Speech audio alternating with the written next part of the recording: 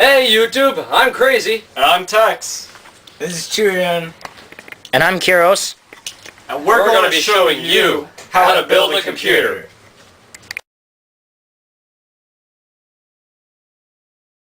There are several things you need to know before you start building a computer. One of the most important is do not trust one source. Make sure you look around on the internet to get multiple sources before you attempt anything on your rig. And make sure you get practice on an older rig like this one. It's also important to know the different parts of the computer. One of the most important parts, you cannot operate the computer without it, is this right here. This big green thing here, it varies in colors per computer. This is your motherboard. Everything plugs into that board and everything gets run through this board to run. Without this board, your computer doesn't exist. And one of those things that runs through this board is this hard drive. It runs through this IDE cord, which runs from here all the way to these little connectors here. Newer hard drives use SATA interface.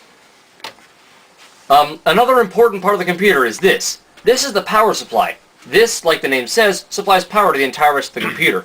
Without this, your computer will not turn on. Another few less critical pieces here are the floppy drive, located just in here, and the DVD burner. Yes. Another vital component of the computer is underneath this fan is the CPU, the Central Processing Unit. That is one of the most important parts of the computer. That is like the brain of the computer. This is what handles all the jobs that the computer does. Everything your computer does runs through the CPU to be processed and goes back out in order for it to be done. Without this, your computer also will not run.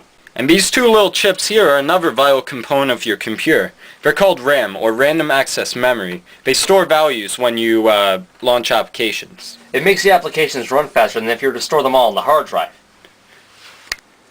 A less vital component of the computer that I have in this one, because it's not hooked up to a LAN cable, is a wireless card. This allows you to access a wireless internet hotspot in order to get internet anywhere in your house. One thing to remember when you're working on a PC to protect all these components here is to watch out for static charge. A lot of these things can be caused when you touch the machine on a carpeted surface like the one that we're forced to work on. And if you're working on a carpeted surface, we recommend you wear shoes.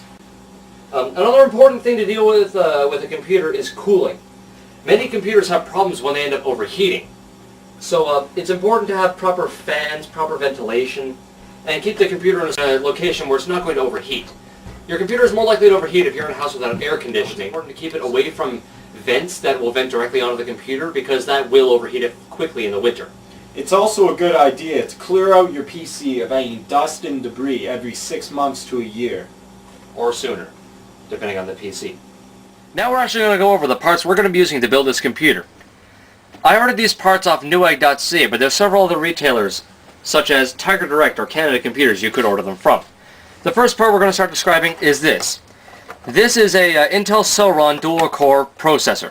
It's a 2.2 GHz, 800 MHz front-side bus, and it supports 64-bit. It uses the LGA775 Intel socket. Next is this LightScribe DVD burner. Uses a serial ATA interface, also known as SATA. This is Diablotech DA series 400 watt power supply. The higher this number is always better, and it depends what you're running. You may need a higher number than 400. Because we're running a simple work computer, you don't need much more than 400. The next thing we're going to go over is this. This is the main board for the computer. This is we described this earlier as the motherboard. This is what everything attaches to.